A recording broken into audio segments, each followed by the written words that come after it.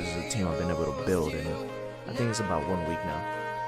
Maybe 7-8 days, maybe.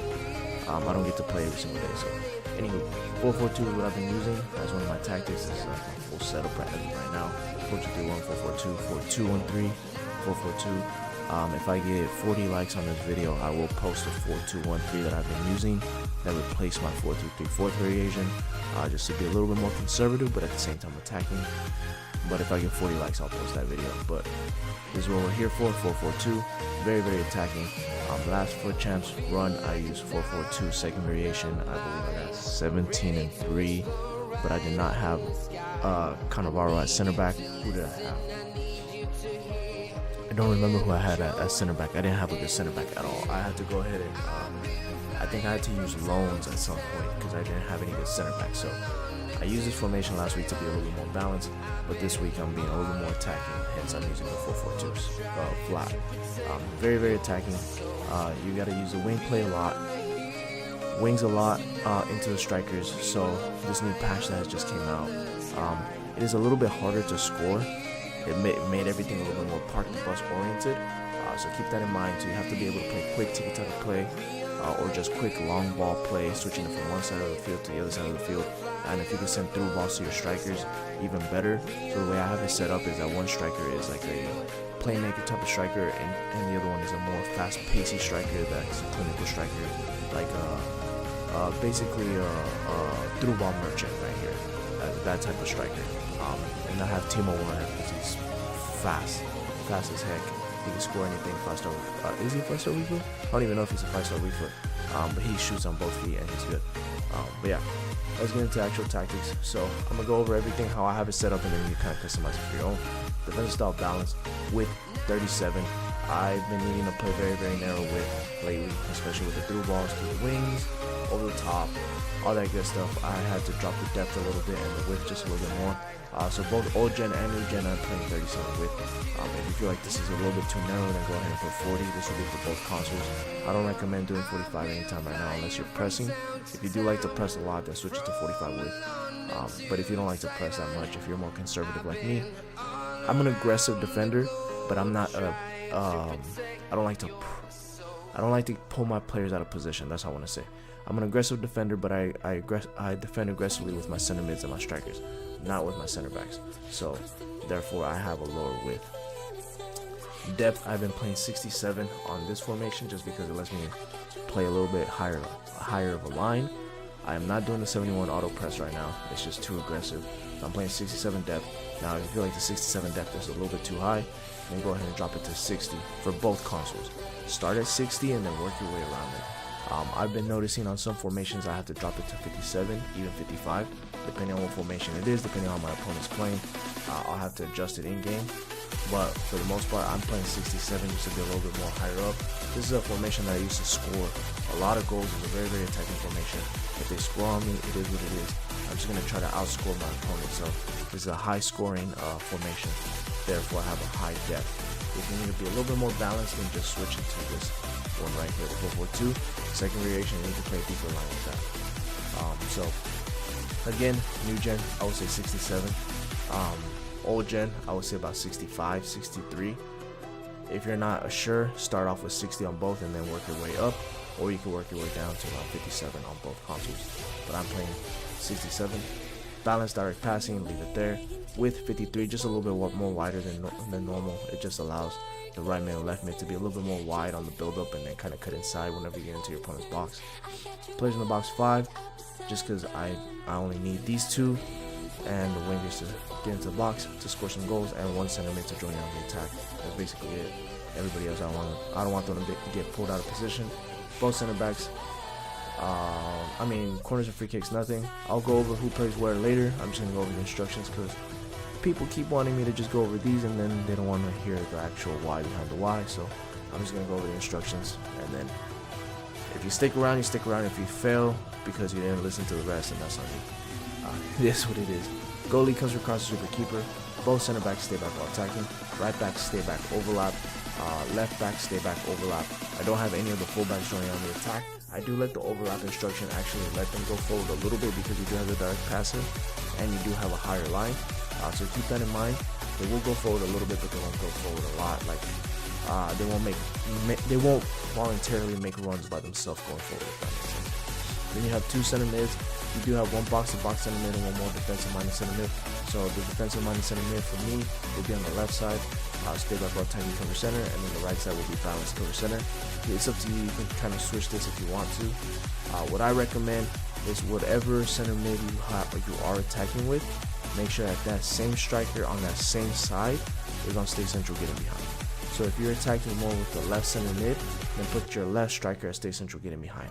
The reason why I'm saying that is because when the striker bombs forward, your center mid will fall in behind that striker and act like a quote-unquote false 9 striker, almost like a cam, like a shadow striker. That's what I'm trying to get to.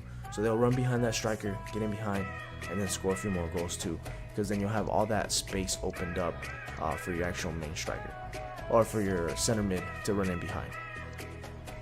So that's balance. Cover center, left one is stay back while attacking. Cover center, so your right striker is stay central getting behind, and then your left striker is balance everything, just leave them as default. Because this is your playmaker, you need them to go anywhere around the pitch, just left, right, center, backwards, forward, whatever. You need to get the ball, you need to be able to pass the ball, do through balls, whatever you need to get done.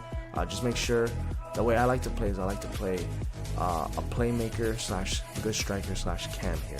So I have Claudia Pina, she has incisive pass, finesse shots, all that good stuff, so I can send Timo Werner on runs as much as I possibly can. And I can also send Mbappe on runs on the right side or Rodri on runs. So she is my outlet player. I almost play her like a cam, almost like a 4-2-3-1, almost like this formation right here. Basically like that, but with a wider setup and more aggressive attacking presence, if that makes sense. Your right mid is basic everything, or sorry, basic defensive support, cut inside, getting behind. That is it. If you don't like the cut inside, you can take that off. You can leave it on default. And if you don't like the getting behind instruction, if it makes it too aggressive for you, then just switch it to get into box or cross, and you can take off the getting behind instruction. It's just kind of up to you. I take them all. I take this one off every now and then, depending on who I'm playing against the game, or in game who I'm playing against. If they're, how do I want to say it?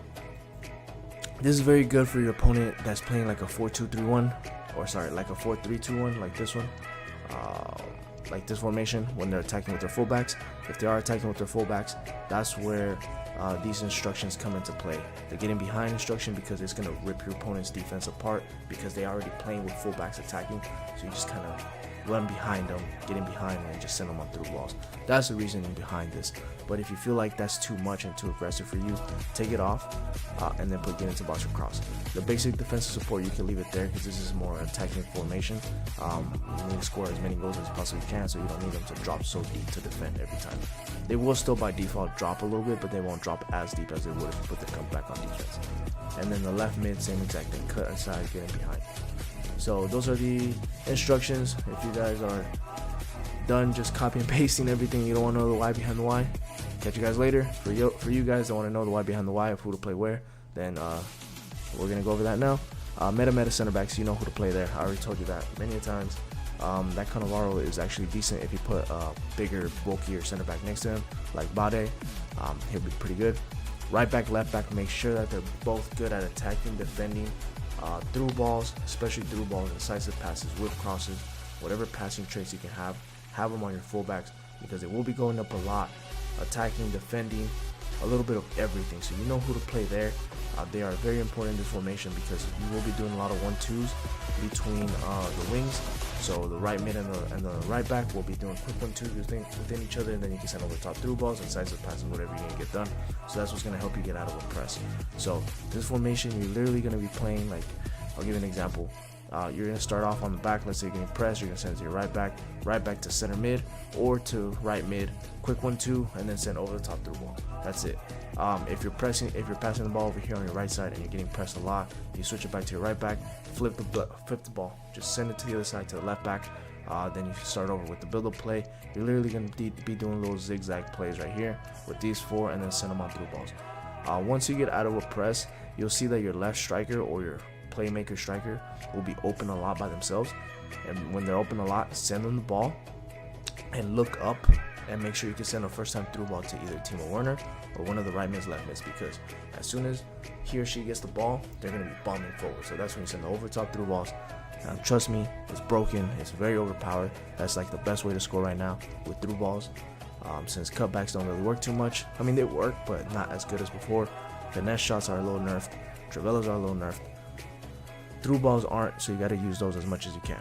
With that being said, center mids, make sure you have good box-to-box center mids on the formation. If you want to play medium high, you can. If you need a little bit help defensively, what I like to play is I like to play two high work rated players here. Patria, I'm just evoing her up, but normally I play Acuna and Marquisio here because they both have really good passing traits. They're high work rates. They can defend, they can attack. They both got that Rocket Raccoon PlayStation Plus, so you can kind of defend. They'll be able to drop deep by themselves because they are high work rated players. So just try to get two box-to-box center mids here. So ideally you'll have like a Bruno Fernandes and Asawa here, for example. Players like that are SBCs. Hullet too. Hullet will be good here too. Right mid, left mid, make sure you have fast pacey wingers. I had to drop Mbappe to the right mid because Warner is just too good in front of goal, not to put him in front of goal. So make sure you have fast pacey wingers. I have 5-star skillers as my wingers because it will get the ball out to their feet. So I need to be able to do like a reverse elastico or like just a regular elastico or a little, not a ball roll scoop, but just a regular scoop turn around my players, around my opponent's players. So I have fast pacey wingers there, and then again fast pacey striker on one side and the other one more of a playmaker striker that can send through balls, send passes, all that good stuff. But yeah, those are the custom tactics and instructions for the 4-4-2. Sorry I went on a little tangent at the very end, but I feel like it's very important to know the reasoning and why I put certain players in certain positions and why I'm playing a certain way. But yeah, normally I play Cunha and center mid. But that is my team. That is what I've been using as of right now. 4-4-2. I'm going to be posting tactics almost every single day. I worked on a lot of tactics over the past few days. I just haven't been able to post them, so we'll post them going forward. But yep, I'll catch you guys on the next one. Peace. Oh, hit that like and hit that subscribe button. Don't forget, guys. All right, peace.